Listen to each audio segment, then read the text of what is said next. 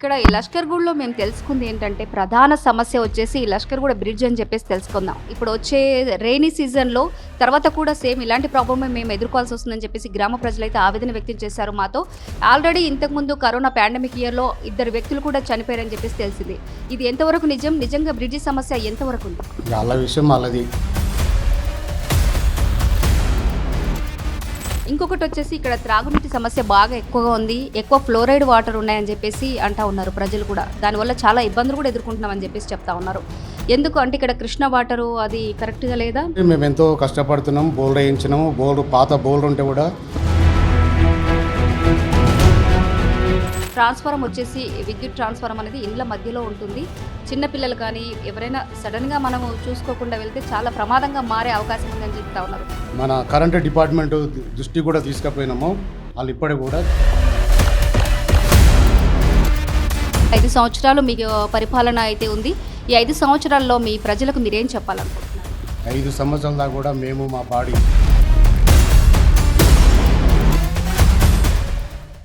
నమస్తే, welcome to మన ఊరు మన సర్పంచ్. ప్రస్తుతం మనం వచ్చేసి అబ్దుల్లాపూర్ మెట్ మండల్ లష్కర్గూడ గ్రామ పంచాయతీలో ఉన్నాం.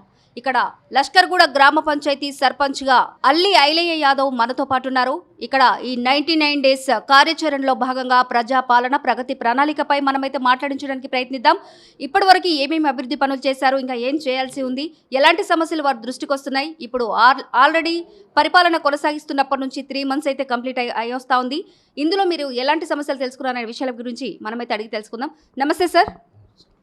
సార్, మీరు ఆల్రెడీ గ్రామ సర్పంచ్గా ఎన్నికై 3 మంత్స్ అయితే కంప్లీట్ అవుతా ఉంది. ఈ 3 మంత్స్లో మీరు ఏం తెలుసుకున్నారు? మీ గ్రామ అభివృద్ధిలో ఎలాంటి సమస్యలు మీ దృష్టికి వచ్చాయి?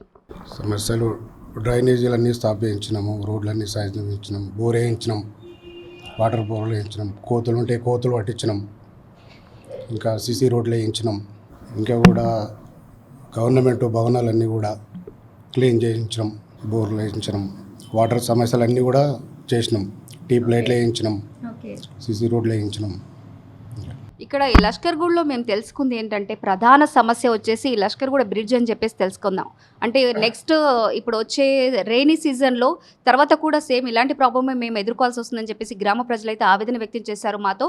ఆల్రెడీ ఇంతకుముందు కరోనా పాండమిక్ ఇయర్లో 2 వ్యక్తులు కూడా చనిపోయారని చెప్పేసి తెలిసింది. ఇది ఎంతవరకు నిజం? నిజంగా బ్రిడ్జి సమస్య ఎంతవరకు ఉంది? బ్రిడ్జి కూడా శాంక్షన్ అయింది. ఈ నెల 2 నెలల్లో కూడా టెండర్ పాస్ అయిందని చెప్పారు. ఈ నెల 2 నెలల్లో కంప్లీట్ అయిపోతుంది, స్టార్ట్ అవుతుంది పని అని చెప్పారు. అంటే గత ప్రభుత్వ హయాంలో ఉన్నప్పుడు గత సర్పంచెస్ మరి ఎలాంటి ఈ బ్రిడ్జ్ పైన ఏ ప్రధాన సమస్యలు ఉన్నప్పటికీ మరి ఎందుకు ఆ చర్య తీసుకోలేకపోయారు? వాళ్ళ విషయం వాళ్ళది. మేము వచ్చినాం, మేము చేస్తాం. ఇంకొకటి వచ్చేసి ఇక్కడ త్రాగునీటి సమస్య బాగా ఎక్కువగా ఉంది. ఎక్కువ ఫ్లోరైడ్ వాటర్ ఉన్నాయని చెప్పేసి అంటా ఉన్నారు ప్రజలు కూడా. దానివల్ల చాలా ఇబ్బందులు కూడా ఎదుర్కొంటున్నామని చెప్పేసి చెప్తా ఉన్నారు. ఎందుకు అంటే ఇక్కడ కృష్ణ వాటరు అది కరెక్ట్గా లేదా? మరి వాటర్ కూడా వస్తున్నాయి, కొన్నిసార్లు ట్రబుల్ వస్తుంది అంతే. అక్కడ రిపేర్లు జరిగినప్పుడు తాగునీటికి కానీ వాడుకోవడానికి కానీ ఇక్కడ వాటర్ సమస్య బాగా ఎక్కువ ఇబ్బందులు పెడతా ఉన్నాయని చెప్పేసి గ్రామ ప్రజలు అయితే మరి చెప్తా ఉన్నారు. మేము ఎంతో కష్టపడుతున్నాం, బోర్లు వేయించినాము, పాత బోర్లు ఉంటే కూడా రిపేర్ చేయించినాము. వాటర్ సమస్య రాకుండా మొత్తం మీద మేము ట్రై చేస్తున్నాం. మేము ఏ సమస్య రానియం. ఇప్పుడు గ్రామ పంచాయతీ అంటేనే ప్రజాపాలన అనేది ఎక్కువగా కొనసాగుతూ ఉంది. ఈ ప్రజాపాలనలో మనం మెయిన్గా చూసుకోవడం అయితే విద్య, వైద్యం, ఇలాంటి గ్రామ ప్రజల ఎలాంటి సమస్యలైనా, ఈ త్రాగునీటి సమస్యలు కానివ్వండి, డ్రైనేజ్ సమస్యలు కానివ్వండి, మెయిన్గా ఇలాంటి వాటిపైననే ఎక్కువగా ప్రధానంగా మనము చర్చించాల్సి ఉంటుంది. సో మీకు ఇక్కడ డ్రైనేజీ సమస్య కానీ ఇంకా ఇలాంటి సమస్య ఎలా ఉన్నాయి? డ్రైనేజీలు కూడా విలేజ్ మొత్తం కూడా బండి పెట్టి కూడా క్లీనింగ్ చేయించినాము.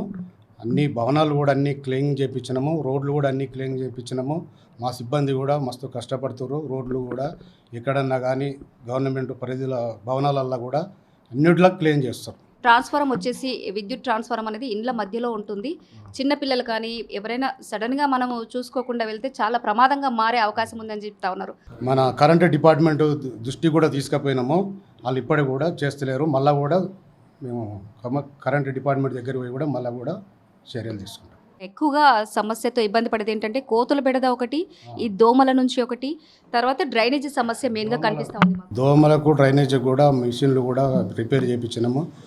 మా సిబ్బంది కూడా దోమల పొగ కూడా స్టాండర్డ్గా కొడుతుర్రు. దోమల గురించి కూడా అది పినాయిల్ అవన్నీ కూడా చేస్తుర్రు. కంపల్సరీ ప్రజలకు ఏ సమస్య రాకుండా మేము చేస్తాం. మరి ప్రభుత్వం నుంచి ప్రభుత్వ నిధులు ఎంతవరకు మీకు మంజూరైతున్నాయి? మీరు ఎలా ముందుకెళ్తున్నారు అభివృద్ధిలో? ప్రభుత్వం నిధులు పాతవి పెండింగ్ వస్తున్నాయి, ఇంకా కూడా అప్పుడు కొన్ని వస్తున్నాయి. సొంత నిధులైనా ఏ నిధులైనా కానీ ప్రజలకు ఏ సమస్య రాకుండా మాత్రం అయితే మేమున్నాం. గ్రామాన్ని ఆదర్శ గ్రామంగా తీర్చిదిద్దాలనుకుంటున్నారా? అంటే మోడల్ విలేజ్గా మీరు ఎలా తీర్చిదిద్దాలనుకుంటున్నారు? అనుకుంటున్నాం. పరిశుభ్రంగా అన్నిట్లలో పచ్చదనం పరిశుభ్రతలా చేయాలని మేము ముందుకు పోతున్నాం. ఓకే, 5 సంవత్సరాలు మీకు పరిపాలన అయితే ఉంది. ఈ 5 సంవత్సరాల్లో మీ ప్రజలకు మీరేం చెప్పాలనుకుంటున్నారు? గ్రామ ప్రజలందరికీ కూడా ధన్యవాదాలు తెలియజేస్తూ 5 సంవత్సరాల దాకా కూడా మేము మా ప్రజల తరపున నిలబడి ఏ సమస్యకైనా మేము నిరంతరం ఉండి సేవ చేయాలని అనుకుంటున్నాం. ఐలయ్య యాదవ్ గారు అయితే తన పరిపాలనలో నా గ్రామానికి ఎలాంటి చిన్న సమస్యను కూడా నేను రానివ్వను, నా గ్రామాన్ని ప్రతి క్షణం నేను కాపాడుకుంటూ ఎల్లవేళలా అందుబాటులో ఉంటూ నా గ్రామ ప్రజలకు నా వంతు కృషిగా నేను అభివృద్ధిని చేసుకుంటూ ముందుకెళ్తానని చెప్తా ఉన్నారు.